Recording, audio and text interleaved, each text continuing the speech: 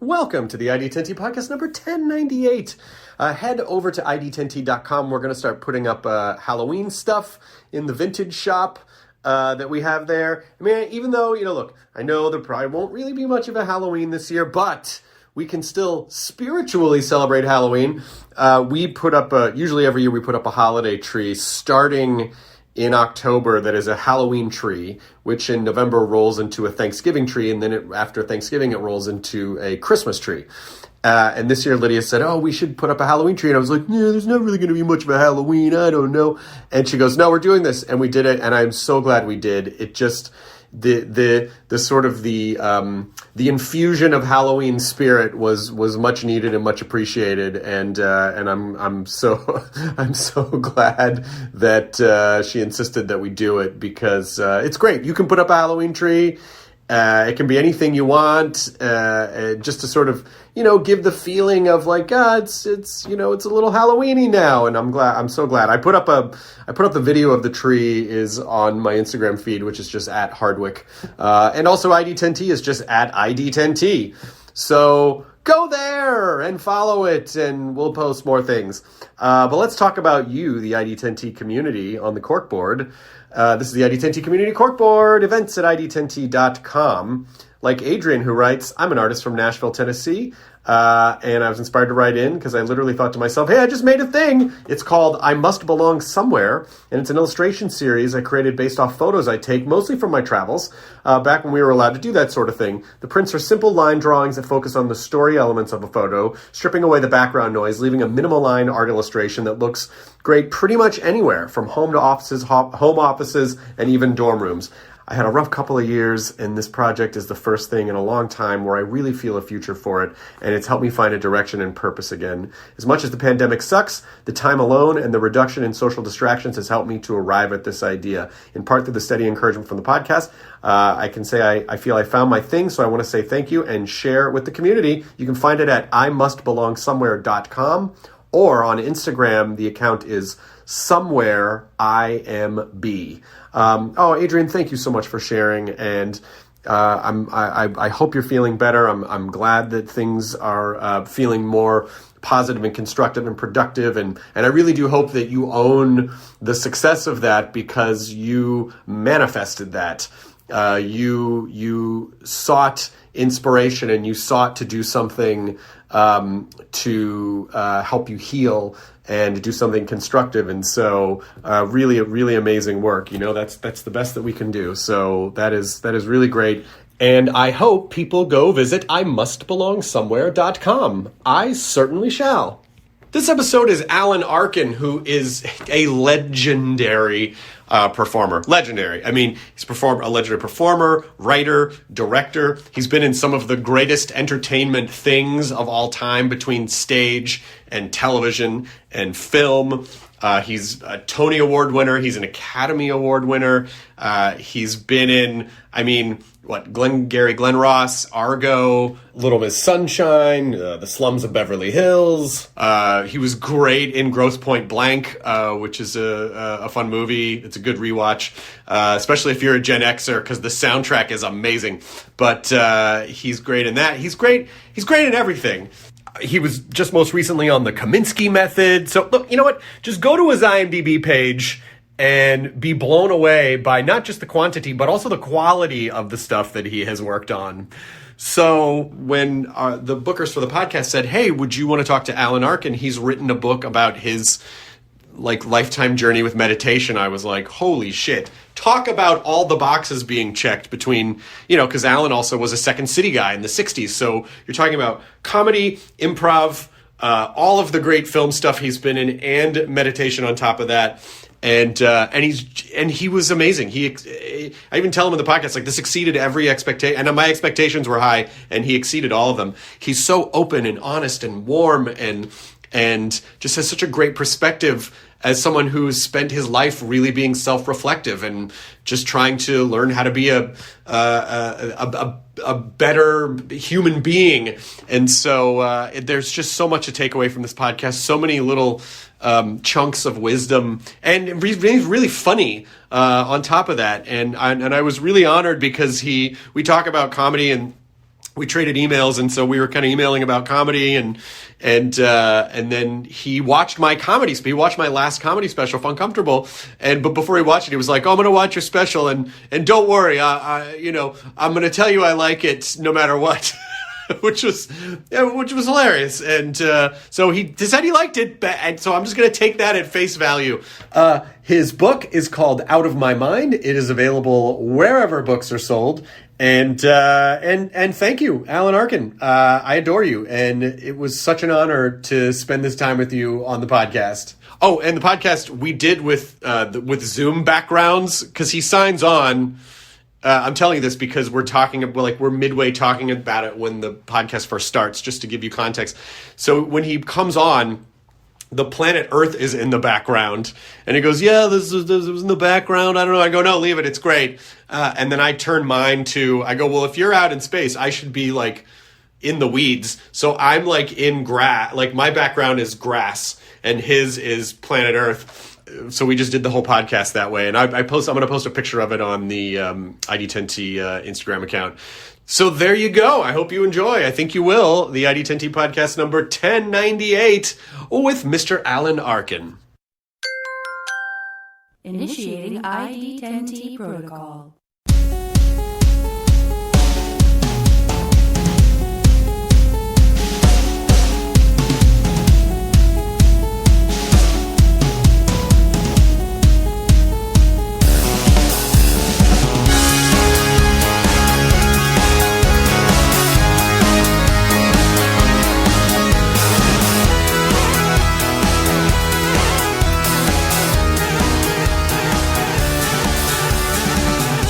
There was the Earth behind me.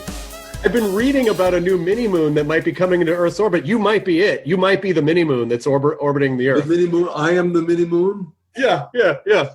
That's the title of my next book. I am the mini-moon. Well, I feel like the baby in 2001. If you just get in the fetal position, it's a perfect.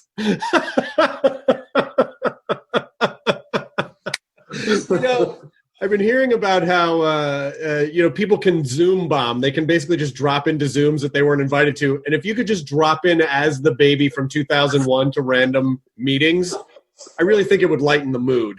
That would be great. How you doing? How you holding up? How am I holding up? Yeah. They don't ask that of people when they're in their 30s, do they? Because of the pandemic and the quarantine. We're fine. I hate to admit it, but if I don't pay any attention to the news, I'm fine. Right. We're living pretty much, except for going to the market, which my wife was not allowing me to do. Right. For the past 6 months, everything's pretty much the same way as it is. And I miss seeing my kids with their real faces. Right. Instead of looking, isn't it? If we're living in a backwards world right now, where if you go into a bank not wearing a mask, you get arrested. That's really funny. I never thought of it. Everything's backwards and upside down. We're living in a science fiction movie. It is. We are in our own dystopian future. This is a bizarre. Either that or it's a zombie movie, and the aliens are very, very small, and the enemy, we don't know whether they're alive or dead. We have no idea. We have an enemy that we don't know if it's a zombie movie. It is, or this is all a simulation, or we're living in some type of weird computer simulation, and that we completely lack the awareness. Well, I mean, if you study Eastern philosophy, that's without the word computer. That's exactly what they say it is. That's a really interesting way to put it. So I did read your book, and it was it's not at all I don't know what I expected, but it's just really great, honest, spiritual journey with these stories that in the beginning, as you read further, I feel like at least I started to understand an overall kind of arc of a spiritual journey. But there's just so many things that I'm so excited to talk to you about, from comedy to meditation to Eastern philosophy. It's all the same. Yeah. But it definitely, as someone who's been practicing transcendental meditation for, I don't know, a few years now. Oh, you have been? I have, yeah. Good for you. I'm sure it's helped already immeasurably in this past 6 months. It does. I mean, it is. Sometimes it's hard to get going a little bit because you even point out in the book, you start to meditate and then your mind is just flooded with chatter. And it seems like, it's particularly the journey of the performer, the comedic performer. It feels like a lot of our life's path is just silencing the inane chatter in our heads at all time. Would you say that has been a large part of your journey? Can you say that in another way? Well, I just mean like anxiety, like thought patterns, obsessive thoughts, negative thoughts, self-sabotage, wanting to, like too much awareness. I mean, has that sort of been too much awareness of the wrong thing? Exactly. Yes. Well, I've heard this from several. When I hear the same information from three completely disparate sources, I start thinking that, this may be something we ought to pay attention to. It's like looking three dots that give you the idea of what a circle is, and then you find the circle by connecting those three dots and going on, continuing in the arc. Does that make sense? Absolutely. But what I hear from what I have heard from many sources, I forget what the question is. I took such a detour. What I've heard from many sources is, this is it, is that 98% of the thoughts that you thought today are thoughts that you thought yesterday. That you're not having original thoughts come into your head. You're just hamster wheeling the same material that you did yesterday. And once you realize that, when you start paying attention to that, then what I had to do is I said, this is a nightmare. I got to get off this. And that was part of the thing that led me to this exploration, which continues now. Yeah, because it seems like when you were young, it started with therapy, and then it kind of transitioned into therapy, but also more Eastern philosophy and spirituality and meditation.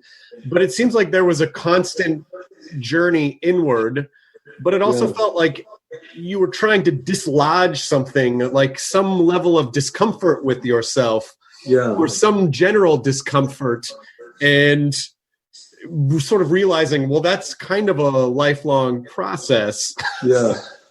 Particularly if you start recognizing that what they say in all Eastern philosophy, that there was no beginning to all this, and there's not going to be any end, which is comforting if you believe it or if you know it. I mean, there's a difference between, I talk about that a lot in the book, there's a difference between belief and knowing something. Knowing something is actually experiencing something. Believing something is wanting for it to be true, and it isn't necessarily. Right. But I knew early on. How I knew it, I don't know, but I knew that there was something wrong with me, and it wasn't the world, it was me, and I had to fix it. There was a sense, once I got told by three people in my late 20s that I had to see a psychiatrist soon, I said, well, maybe after three people told me this, that maybe it's a good idea to run to somebody and find out what the hell's going on inside me.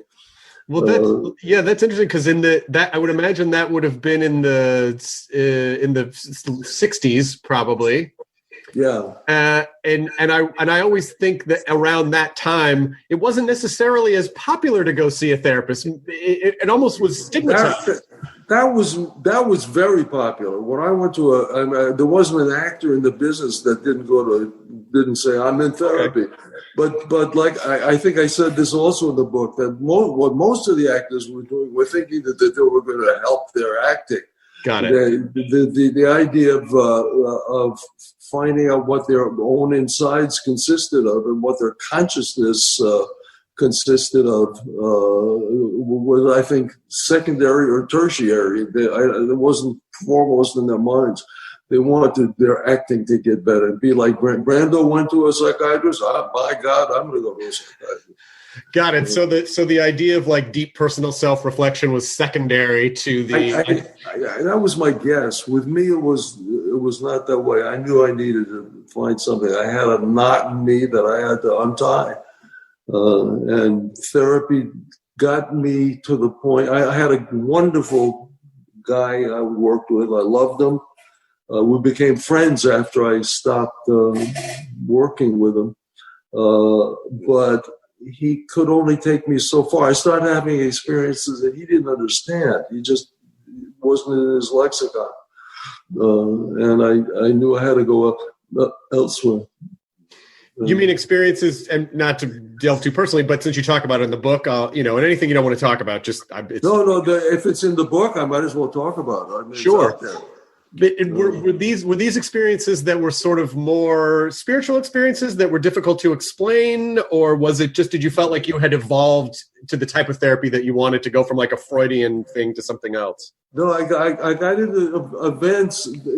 I wasn't having, in quotes, spiritual or kind of miraculous experiences until somewhat after leaving him.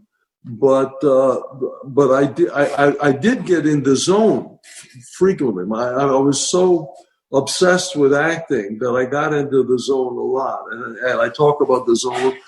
Everybody talks about the zone now. I mean, you know what the zone is. Sure. Yeah. But I got it, and he asked me what that was, and I explained to him what that experience was.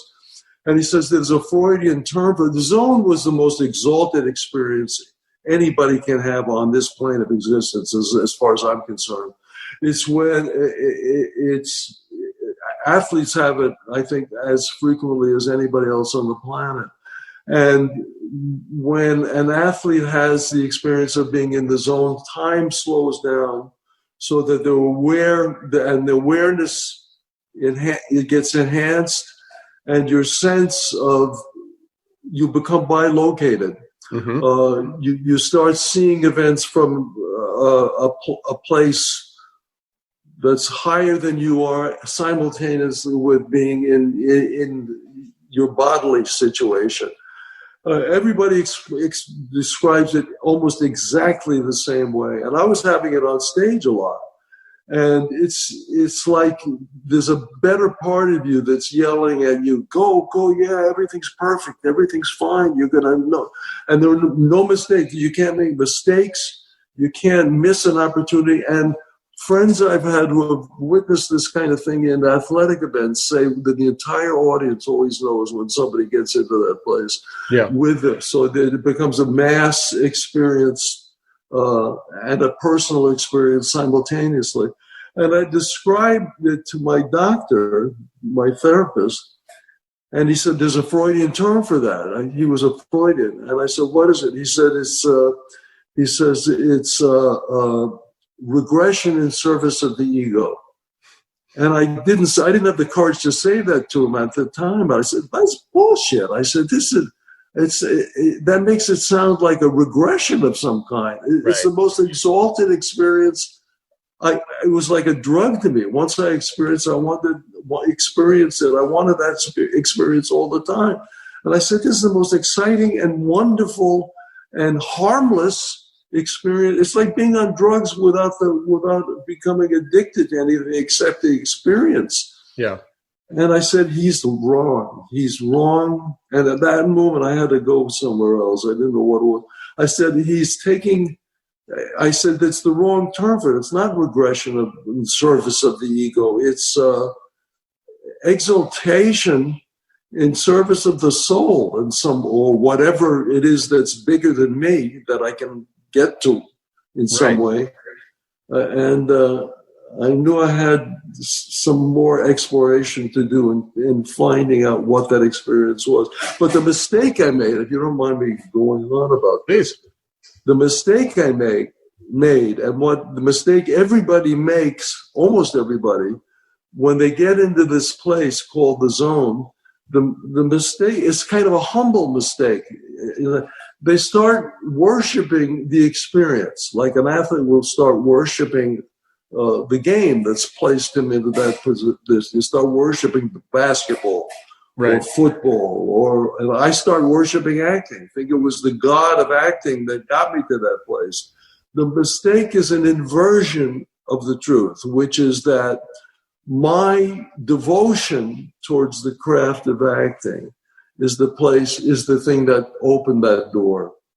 It was I finally, after decades, recognized that it was my devotion to the craft of acting that got me to a place where I could experience that thing. Basketball players' devotion to his craft of acting, to a craft of basketball, got him to that place. And it's an important distinction, because what you ultimately want to get to is a place where you have that sense all the time, which can ultimately happen. It takes decades and decades, maybe lifetimes of work to get to that, but it's available. I have always thought of the zone, that experience, as being in a state of absolute presence, where you are as absolutely present in the moment and connected. And, my experiences with that are through doing stand-up comedy, of having moments where I feel like when I'm on stage, I can see everything that's happening in the room. I know where I'm going. I can rip with people in the crowd, and it all weaves together. And I know that your background is from Second City. You must have had that experience on stage doing sketch and improv. I mean, like, improv is purely present. Yeah, it's glorious. I've had two great teachers in my life. I had about 3 or 4 peripheral, wonderful teachers. And the second teacher said, when I described that experience, he says, being halfway to God. Hindus don't have any problem using the word God. I tend towards Buddhism. It's halfway towards liberation, or God, or whatever word you want to use. He says the next stage, and this is the hard one, is, he says, when you're in the state of being in the zone, you become the witness to your life and life. So you kind of bilocate. There's two of you. You become the witness to your own existence. To get to the next stage, you have to become the witness to the witness. It just keeps going out. Yeah, apparently that's it. But that's what meditation, what's so great about meditation is that you are essentially conditioning yourself to be present and to be able to push out all of the past things that might haunt you, or the future things that might antagonize and stress you that may never come to pass, and living in as present a state as possible. But it is, I do find that there must be a reason that it's difficult to maintain that 24/7, like it does come in bursts. I mean, I guess, unless you're, a really, really masterful meditator or practitioner of it. I mean, how long are you able to get it to sustain? I don't know if there's an answer to that. I would guess that Nirvikalpa Samadhi, which is the second degree of samadhi, which happens all the time when who talks about this is a great Zen master, American guy from California, who's as lucid about all this as anybody. His name is Adyashanti. He was originally Stephen Gray when he was a kid in California, but when he reached a couple of levels of samadhi, he changed his name because he felt he was no longer Stephen Gray. Mm-hmm. But he talks about this state. He says that there is an initial state of samadhi where you have the experience and it goes away, but you can remember it. There's another state in which the sense of bilocation which is what we've been talking about for about 10 minutes, you can maintain. That takes some doing. You have to meditate for more than 10 minutes a day for a couple of months to experience that. I mean, I've been doing it for 50 years. I haven't begun to experience anything like that. Can I ask you a little bit about improv in the 60s? Okay. Oh, yeah. All right. Oh, that's okay? Okay, good. I'm curious about improv in the 60s because, for lack of a better word, improv technology has certainly evolved over the years. And, as a member of Second City in the 60s, you were kind of pretty much on the ground floor of, like, modern-day improv as we know it. So, no, pretty much. We were the beginning. We were it. And so so without a lot of frames of reference for it, how did you view it and how did you approach it? Was it just, we can go on stage and, with a certain set of training, just create spontaneous scenes? I mean, what was the impetus for it? Well, God, that's a complicated question. We had workshops. We would have workshops every day.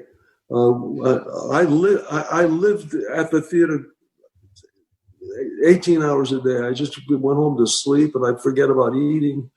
I'd forget about anything except it was the first steady job I'd ever had. I was in my late 20s, and I just ate it up like a sponge. I just go to workshops and I had serious acting training for many years before that. So I used the tools I had for my acting training. And we did improv stuff. It was the method, but was not the method, the American method, which I've always hated. Because I felt like it was an adjunct. I felt like Lee Strasberg always wanted to be a psychiatrist and was trying to destroy people's minds in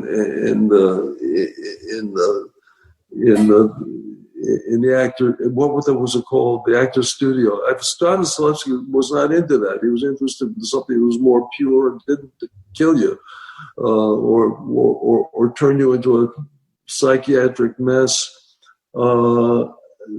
So we used a lot of improvisational tools based on what Stanislavski was doing. My teacher had studied with Stanislavski, so we got it from the horse's mouth.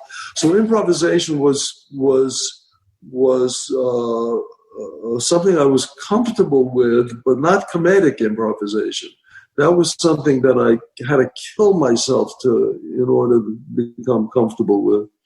And I worked my rear. I thought when I got into Second City that I was going to get fired for the first couple of months because I wasn't funny, and I was terrified because I had not been able to get a job anywhere else up until that point, and I thought if I lose this, I'm dead. I'm dead in the water. But after a couple of months, by happenstance, I found a character that was funny. I played this character, and as that character, I was funny. So I just hung on to that character like a life preserver. And then I got comfortable enough on stage with that character so that I added to that character and I found another character. And during my time at Second City, I had 2 years there. During my time there, I developed a library of characters where when an idea was suggested, I would run through this. I'd just turn the dial and find out which character would work for that particular scene and shove him into the scene.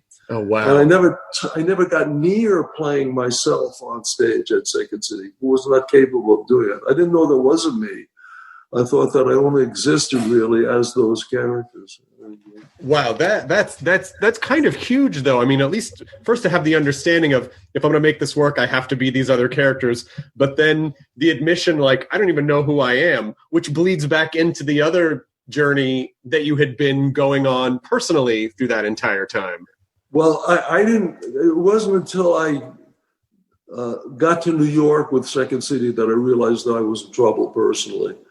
Because I was now. Second City was at that point incredibly successful. We were making a big wave. We were making big waves in Chicago. We made big waves in New York. They devoted a 2-hour television special to us, and the day after that, we became the darlings of New York. getting a very intelligent crowd. And here I was at the top of a new wave of theater and making pretty good money at that point, certainly more than I'd ever had in my life at that point. And I was not happy. When I was off stage, you could have hung me up in a closet for all the good I was doing to anybody. And I realized there's something wrong. I have what I've always dreamed of, and there's something wrong. So that was when I started therapy at that point. It's such a common story, too, where you hear people strive for something. I mean, I talk about it a lot on the podcast, too, where it's like, oh, if I get this thing, it'll fix me. If I get this thing, it'll make me happy. And then the acquisition of the thing, there's a little bit of a high for a minute and then kind of a weird emptiness. And I hear it time and time and time again in all of the philosophy that I've read, and Buddhism and Stoicism and whatever it is, like things won't fix you, things won't make you whole. And yet we chase the shit out of them like they're going to do culture. That's what this culture is based on. Get the smiling faces of people have the new this, the new that, the new car. Yeah, baby, I'm finally happy. Get the house, get the house in the suburbs, get the this, get to that. We're conditioned to buying something that's going to do the work instead of us doing the work inside. And it does not work. It never works. It'll work for 15-minute increments, but then you got to go on to the next thing. I got a Maserati, I got a Porsche, and then some. You have to drive it in the street, and someone bangs into it. Someone scratches it when they open the door. Your life is down the toilet. Well, there was a particular line in your book that I remember, that I made a note to remember, which was, it was essentially along the lines of all the laughter and applause didn't equal love. That wasn't like love. Yeah. Not real love, and not, I guess, self-love either. But my agent finally said, Alan, the producers they love you. And I finally, after years, I said, stop telling me they love me. They don't love me. They want me. They like my acting, and they want to hire me. Don't tell me they love me. Right. I know who loves me, and it's a handful of people, and that's fine. It's fine. I think my kids love me. My wife loves me. One or two other people, a couple of friends that I rely on, that can rely on me. But it's also finding that place where you do things because they're enjoyable and fun, but not because you need to, for some like you're trying to fill some emotional gap. You know, it's like You can perform because it's fun, but if you're doing it because you're trying to fill a hole, then it could become problematic because that hole might be probably unfillable. Yeah, my understanding is that Seinfeld is connected with TM. Yes. And that sooner or later, he's going to realize that it's made him incredibly rich, but there's still something missing. I hope he's found it already. I see indications that he might be closer to that in his last stand-up thing, which was hysterical. The one he did 23 hours a day, I think it's called. Uh-huh. 5 minutes into it, it starts getting hysterical. I start to see seeds of grinding that he wasn't admitting to before, certainly in his stand-up. So maybe the TM is working on him. Well, I've read a lot of things that suggest that people tend to get happier in their 50s and 60s, and I hope that's true, as I think they start maybe letting go to some of these attachments to the physical world, or like things that they thought were so important when they were young that you realize like, it's not really that important. Would you say has that been true for you? It's true for me, but I wouldn't say it's because I'm older. I think it's because I've been working my butt off on trying to understand a deeper aspect of the human condition than I'm getting from commercial television in this country. I feel like I've worked very, very hard for 50 years on trying to get some kind of handle on what this is all about. And to the extent that I've done that, I've gotten infinitely happier. And it has nothing to do with, I see plenty of people my age that are miserable, who are pretending they're happy or or resigned to something. But I don't feel that age necessarily does it unless there's some amount of examination that goes along with it. I used to think happiness was a thing that felt like a surge of joy or something. and now I feel like I'm starting to realize I think it's just peace. I think it's the absence of stress and anxiety and depression and self-loathing or whatever it is, that happiness is really this kind of like even state of peace. Would you agree, or how do you define it? Happiness? Yeah. Yeah. Well, let me work on that for a while. It's a lot of what you're saying. It's giving up. It's a lot of it is having the courage to give up the illusions of what life is supposed to be about. It is. Oh wow. I think there is happiness with like there's an old Chinese saying that says he says liberation is easy. For the man with no preferences, liberation is easy. Yeah. And that's probably about expectations and desires and wanting to control outcomes and that sort of thing. There's an interesting thing that I've noticed in myself, and I guess if it's true for me, it's probably true for other people as well. And that is every illusion I have had about what the living is like. Every time I've given up an illusion, it's accompanied by a sense of depression for a little while. And I realized, I said, wait a minute, I'm closer and closer to reality. Shouldn't it be joyous? And I said, well, it ends up being joyous. But the first reaction is depression, because the illusion is something you felt that has been sustaining you. Once I get this, everything's going to be fine. Once I get that, everything's going to be fine. And giving up that imaginary sense of what life is sad. Each time it's been sad. It ends up being joyous. Because then you become free. Living without illusion is freedom. If you believe or understand that life is meant to be joyous, it's supposed to give you happiness and joy. Poor people have an easier time sharing things than rich people do. That's because they recognize what they can live without. Rich people don't know what they can live without, and can also be controlled by their things. It's the same. That's the same idea, really. But you know, this thing that you're talking about, the depression, that it sounds like this illusion is sort of a creature that dies, and there's a mourning period. You know, like during the change, which humans need, but also fear. You know, like that idea in your book that you say, the one thing, you know, one of the two things I know is that everything's better with more garlic and everything changes, you know, that everything changes, that nature of change. And yet it just feels like the more the longer we live, the less we want change, because change is uncomfortable. And what accompanies is what you talk about, this depression, but it's also necessary for growth. So it's kind of a fucked up duality.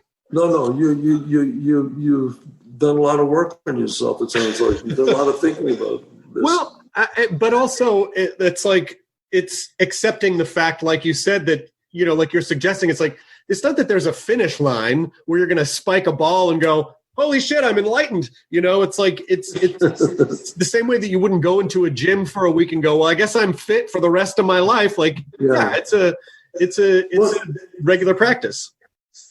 Yeah, it was just, it's the tools were the same tools it would be if you want to be a great pianist.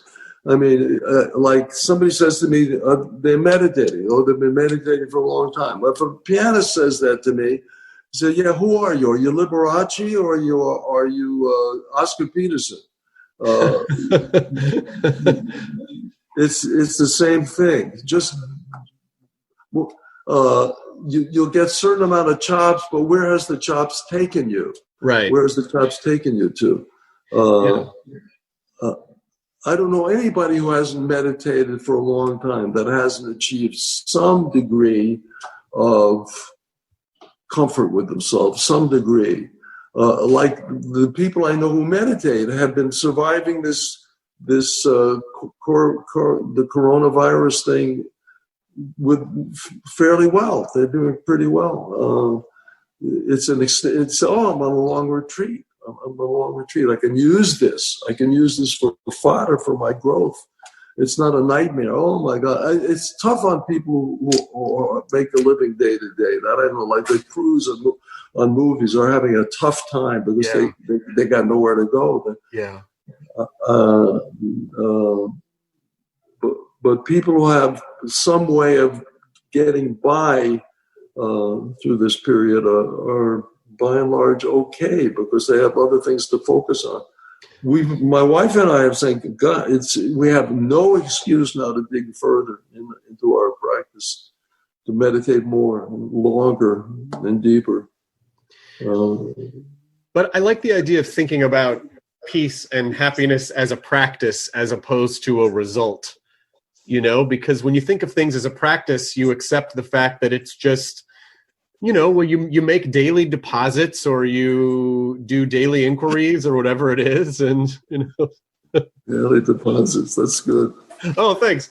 Yeah. There's like a bank account, you make daily deposits and you make these daily deposits because eventually you might be taxed out. Like you might get hit with some sort of a spiritual tax or a universal tax. And you're going to need to draw upon the well of your emotional savings. I mean, it feels... That's very well put. Oh, thanks. So the idea of, and I think this also applies to like writing, for instance, or anything that you have to put time into. Not every day is going to be some inspired revelation, but the important part is the maintenance of it to continue to do it, right? I mean, would you say not every meditation is some life-altering experience, but you do it because it's part of the process? Yeah, that's very good. Parenthetically, one of the most wonderful things that has happened as a result of all this is that I no longer, and it just happened. It's not something I worked at. I used to think of myself as an actor. And then in the West, when people ask you, what do you do? That's a definition of who you are. In the East, when they ask you what your profession is, it's not a description of who you are. It's a description of what you do. Wow. It's a huge difference. What are you? So, well, I'm a human being. What do you do? Oh, I paint. Or I no longer think of myself as an actor. And that has been unbelievably liberating. I now think of myself, and it's just something, and I'm saying this for the first time now. It's not something that I've ever consciously thought about before at this moment, but it's been unbelievably liberating because I can go on a stage now, and it doesn't define me, so I don't have anything at stake. Yes, it dislodges your ego from the process. Yeah, I don't have anything at stake, which may have been a detriment to the laser quality. I guess people to say I used to have a kind of a laser-like concentration when I was acting. I no longer have, but I have something better, and it might be more healing for myself and hopefully somebody else who's watching. That I don't mean to describe it as and it's also true. So I've never thought of myself as a writer. I've got 9 books under my belt now, but I've never thought of myself as a writer.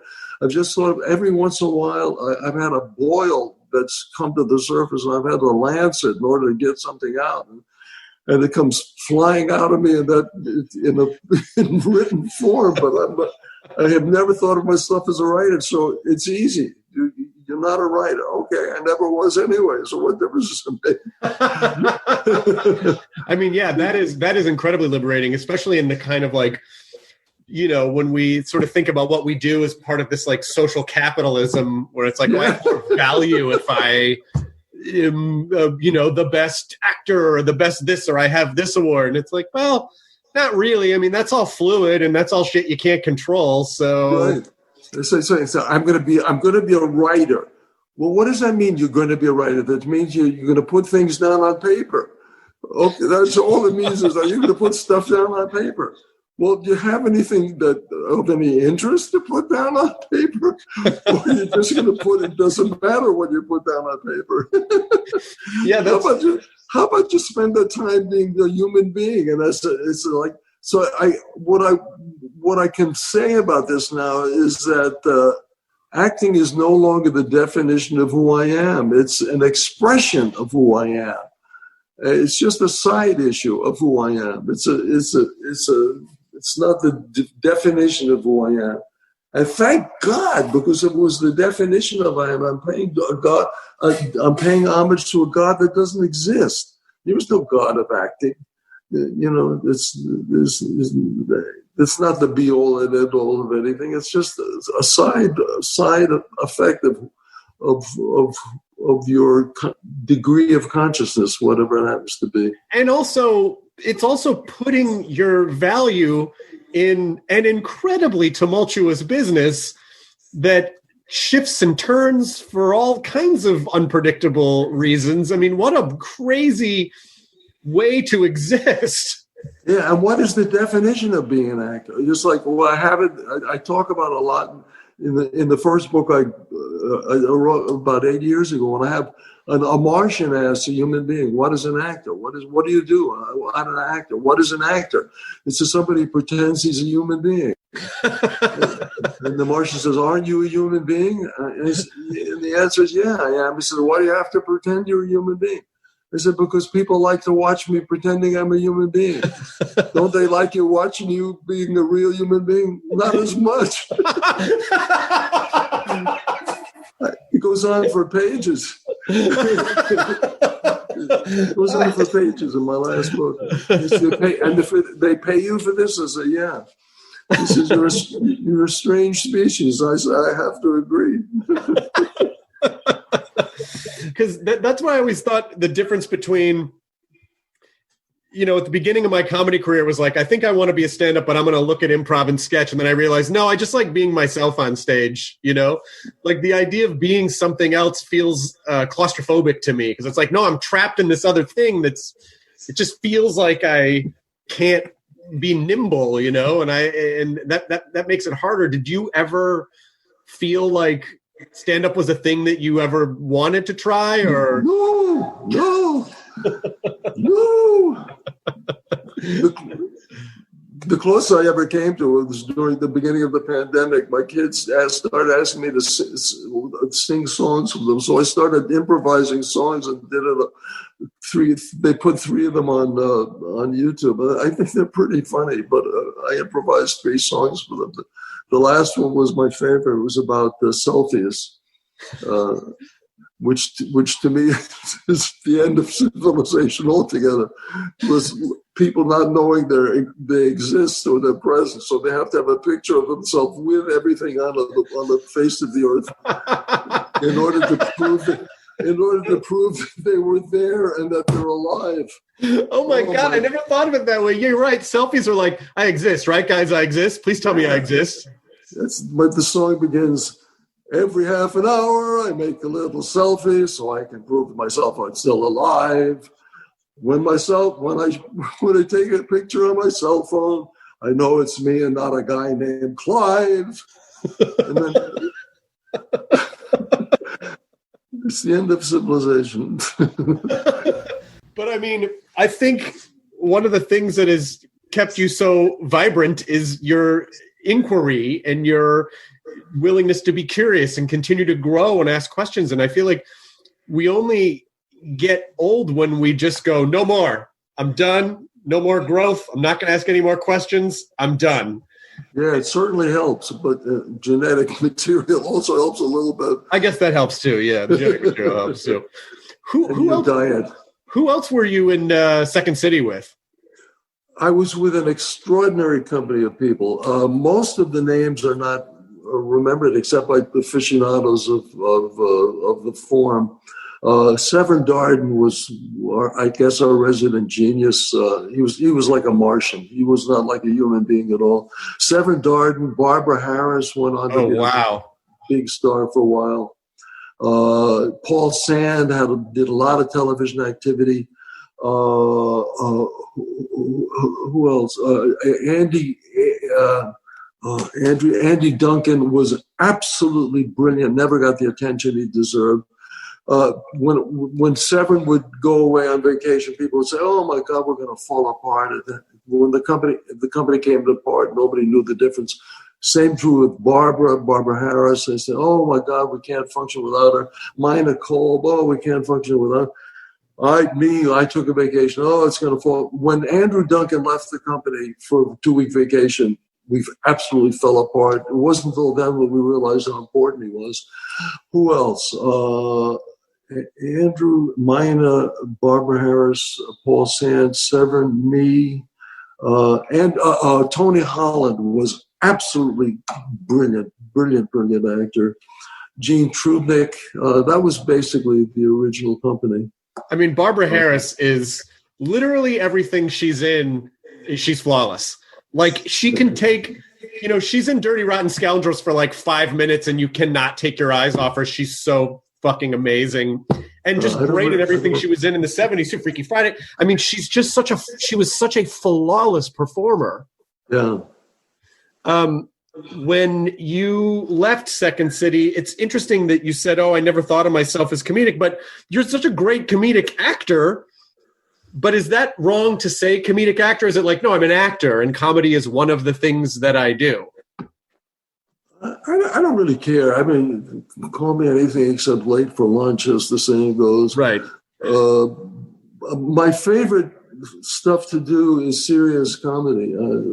That's my favorite pocket if I had to put myself into a pocket. Comedy that has bite to it, comedy that has some social relevance. Like Slums of Beverly Hills. Slums of Beverly Hills, and The Russians Are Coming. To me, what else? Little Murders, Little Miss Sunshine, I felt had great social relevance, had great statements to make about the human condition without shoving them in your face. Right. How the most disparate family in the world can pull together for a beautiful dream of a child. It never states that, but that's what the whole movie is about. These crazy, crazy people who are on the verge of falling off the planet when the child of the group needs something badly. They're completely there for 100%. And that's, I think, one of the great powers of the film. And the other great thing about the film is when they sent it to me and I read it, I read the first 10 pages. I said, "This is the most depressing movie I've ever read in my life." I said, I don't want to have anything to do with this. And then on page 11, I started laughing, and I just laughed for the next 90 pages. I said, I have to be connected with this. I got to do this. Oh, that's what basically everybody in the film felt exactly the same thing. I feel like I remember seeing The In-Laws in the movie theater. I feel like I have that memory of seeing that in the movie theater with my parents and them and just laughing with them. Like it was really fun because it's a good memory that I have of like laughing at a movie together, because my parents and I had different senses of humor. I was much more, into like stand-up comedy and Steve Martin and Richard Pryor. And, they recognized that I loved Saturday Night Live and they sort of understood it, but their sense of humor was just different. But In-Laws was a movie that I'm pretty sure we all saw together and all agreed this is a really funny movie. Yeah, it is. That was the first time in my life, and I was in my late 30s by that point, that I had switched over to be able to enjoy the experience, and it scared me. I was having a good time, and it terrified me. I said, "They're going to fire me." I thought there was something wrong with having a good. I thought I wasn't working my butt off to achieve something, and so I thought there had to be something wrong. But it was the first time. It was like a revelation to me. That's really interesting that up to that point you felt like it had to be torturous, and then all of a sudden it's fun, and that is foreign to you. Yeah. The the thing that's great about it is that it's not like you and Peter Falk are playing comedy per se. You have these very strong characters that are disparate, but have to come together because of their families, and all these insane things happen. But it's not like you're playing comedy. It's just situationally, it's funny because the characters are so strong. Did you guys rehearse together before? Did you do improv exercises, or you just... No, nothing. I'm one of the producers on it because it was my idea that Peter and I worked together. I had never met him. I saw him on a talk show, and I said, I have a feeling he and I would work well together. And I called him up and I said, would you feel like doing a movie with me? And he said, yeah. I said, you got an idea? I said, not at the moment. I said, well, come up. I went to Warner's, and I had a pretty good relationship with Warner Brothers at the time. So I went to John Calley, who was there. I said, I want to do a movie with Peter Falk. He said, who do you want to write it? And I had just read the first draft of Blazing Saddles, which was called something else. It was written by Andrew Bergman, and it was absolute genius. And I was going to direct it. I couldn't find anybody to play the part. Nobody was there. This was 50 years ago, and Richard Pryor wasn't around. He would have been brilliant.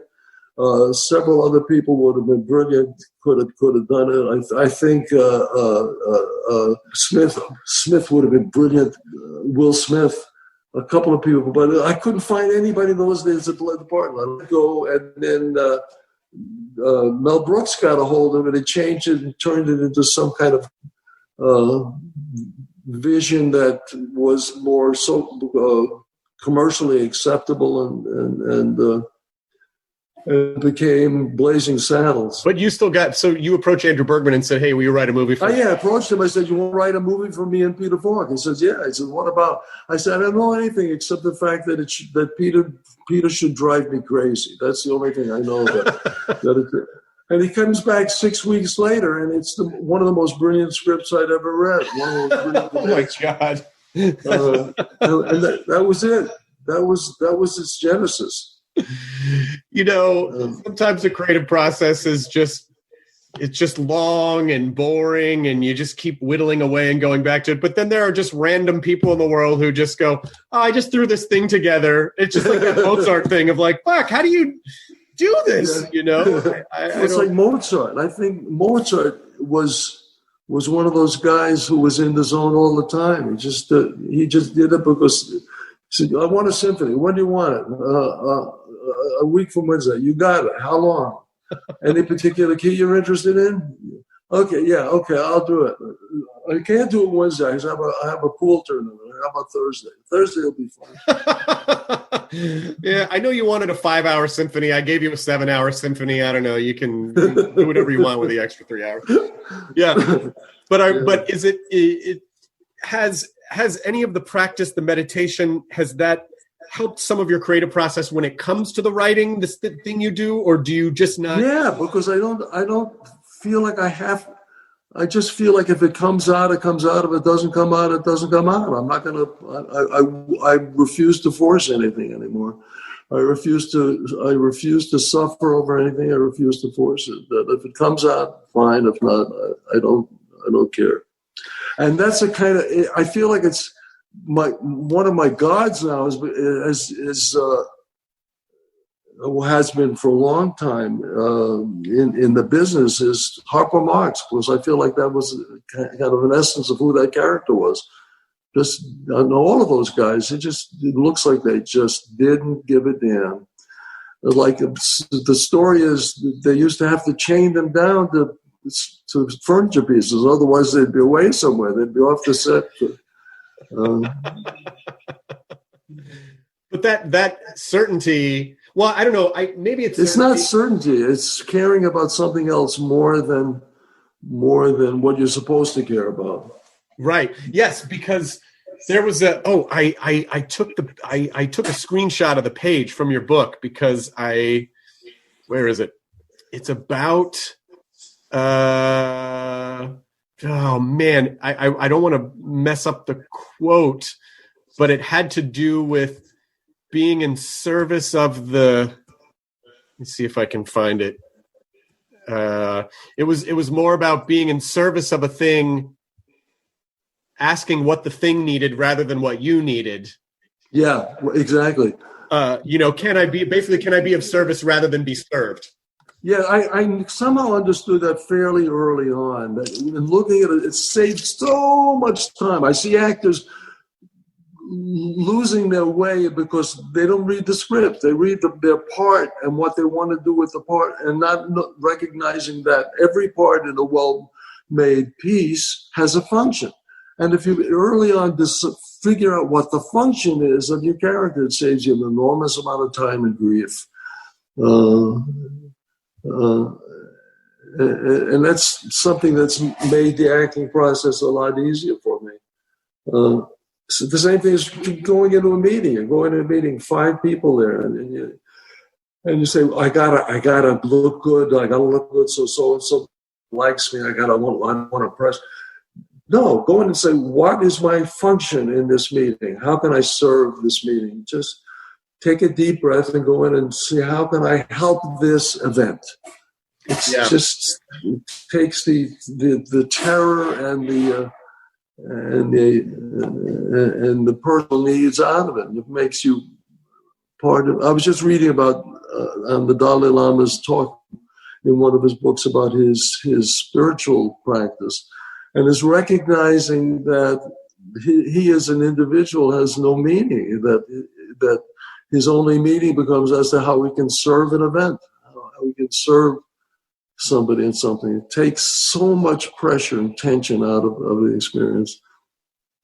Yeah, and also because there's almost always some sort of a function that needs to, like, if you ask the right questions, there's a very strong likelihood that you're going to be able to serve some sort of a greater function if you're asking the right questions. Yeah. To come into something and not know the answer, like people feel so obligated to have the answers to everything so quickly. Like you hire a landscape guy. Somebody wants to fix your backyard, make it look beautiful. The guy comes in and he says, "Oh yeah, we'll put some of this in the corner. This would be nice, and we'll have a little fountain over here. We'll do. How about this?" And he draws you a sketch. And he says, "That's a free consultation," and just say, "Oh, thank you very much for your time. We'll let you know." Another guy comes in and he says, "You got any ideas?" I said, No. I said, I got to look the place over. I got to see how much light you're getting. I got to see whether you're facing the southern. I got to look on my compass and find out which direction the light is coming from. I got to find out what kind of soil you have, whether you have acidic or alkaline soil. I got to find out what other kinds of things grow here and are happy here. It's going to take me a little time. So that's the guy I want to hire. I don't want to hire a guy who has the answers. I want a guy who knows what questions to ask. Oh, wow. Yeah, knowing what questions to ask, because you can actually achieve things that you want to achieve as a byproduct of asking the right questions. You know? Zen Mind, Beginner's Mind. That's what that's all about. That's what that title means of that book. Zen Mind, Beginner's Mind is going in and treating like you don't know the answers. Let the answers present themselves to you. But also you have to have a certain comfort level that they will, or that maybe they won't. That's what expertise is. Well, because I think a lot of times we say to ourselves, like, oh, if this would happen, like I said earlier, if this would happen, I would be happy. If that would happen, I would be happy. But I feel like the people who are the best adjusted say, like, whatever happens, I'll be fine. I'll work it out. I'll figure it out. Yeah. I'll just deal with it then, rather than taking on the stress of hypothetical anxieties or outcomes and, really stewing on it. But like you say, though, that the part of that is having a lexicon of things that you can fall back on. Yeah, right. I know how to swim. The water's going to get that high, but that's okay. I know how to swim. Right. Oh God, that's the perfect metaphor. I know how to swim. If I fall in the pool, I know how to swim. What do you do when because everyone's human, and even though you've had such a great practice for the past 5 decades, I'm sure there are times where you feel like anxiety, stress, fear well up. You don't know what's going to happen. Is it meditation that you go to? Is there a mantra that you go to? Like, what helps you sort of dissipate and kind anxiety? of reset your peace levels? Breathing, taking 5 minutes and concentrating solely on slow, deep breathing. That'll always take care of it for me, always. That's fantastic. What's interesting is, and I don't, if you've been working 2 years on a practice, so you're going to, a lot of people, one of the issues I have with a lot of people that promote meditation is that they say, oh, you're going to get bliss, it's going to be blissful, it's going to be great. Yeah, initially there's a blush of sense of wonder and freedom. As you start peeling away your layers, and it's like being an onion, you start recognizing and coming to areas of clench that you've been avoiding. That will take you to a place where your meditation is no longer bringing you the peace and joy and equanimity that it did. And so a lot of people say, oh, I was promised bliss, I was promised this and that. I ain't getting it, so it's not for me anymore. That's your first test. Coming to the place of resistance is your first great teacher. Your resistances and your clenches are your great teachers. And as you progress, the clenches that you find in yourself will start revealing to themselves in deeper and deeper and more primal places, until you start getting to places in yourself that you don't want to reveal to yourself for nothing.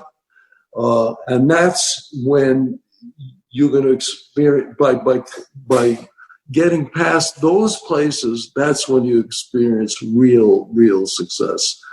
But and it can get scary. I mean, it's like there was so much truth in the first couple of Star Wars.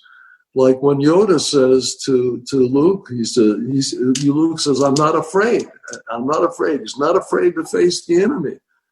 And he's not afraid to face any enemy that's out there. And the movie is so brilliant in those and many other ways. The first couple, and Yoda says, "You will be afraid." He says, "You will be," and he's terrified when he faces himself in the guise of Darth Vader. Right, and the recognition finally that Darth Vader is him. And literally him, because it's his father. So that's an aspect of him that he does not want to know about.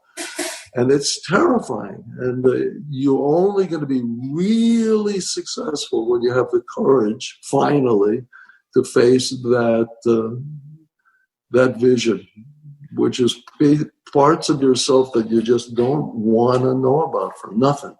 Well, first of all, I want to thank you for peppering in a great Star Wars reference. I highly appreciate that. And secondly, it reminds me of how I have a physical trainer, like an exercise trainer. We've been doing training with FaceTime, since the quarantine. But he's a big believer in the foam roller. Have you ever laid on a foam roller before? Say again, I didn't hear that. Foam roller. Have you ever laid down on a foam roller before? I still don't know what the... It's like a roll. It sort of looks like the front tire on Fred Flintstone's car. It looks like a cylinder, but it's foam. And you lay on it. Oh, a foam roller. No, yeah. I use a Ma roller, which is an old-timey version of the same thing. Well, it sounds like exactly what you're saying. Like the physical companion to the emotional thing you're talking about is you lie on the foam roller for a bit, and you find that place where there's a knot. There's a place of discomfort. And that's kind of where you settle. And you sit there for a while, and it hurts at first, but then it slowly starts to loosen and settle. And the idea is that you have to find those places of discomfort and dislodge them by leaning into them, which in the grand scheme of things creates an increased flexibility overall. Yeah. And it's not a good advertisement. But 2 weeks ago, as a result of increasing my meditation practice, I started remembering things I did, not nice things I did when I was in my 20s. I'd forgotten about them for 30, 50, and I started remembering them. And it filled me with just a sense of terrible shame and embarrassment and unhappiness. And I was like, God, is there no end to this? And that was a couple of weeks ago, and it lasted for a few days. And thank God, I seem to have gotten past it this week. And you start wondering, when is there an end to, remembering things that you don't want to know about? But I feel better now than I have in a long, long time as a result of my system chewing that up, and the antibodies, the emotional and spiritual antibodies, which we all have, eating that up and dissolving it. But the couple of days now, I said, oh my God, is there no end? I don't want to know this about myself anymore. Were you hot tempered when you were younger? Did you yell at people? Yeah. I wasn't violent and I wasn't cruel, but I had a serious temper. My wife says she still says I have an immaculate bullshit meter, and I think I have a pretty good handle on it now.